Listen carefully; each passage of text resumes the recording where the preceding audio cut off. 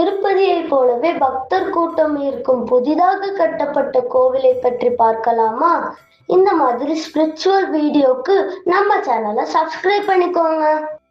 2024ஆம் ஆண்டு கட்டப்பட்ட மிக கம்பீரமான ஸ்ரீ வெங்கடேஸ்வர சுவாமி திருக்கோவில் தற்போது ஸ்வர்ணகிரி என்று அழைக்கப்படுகிறது.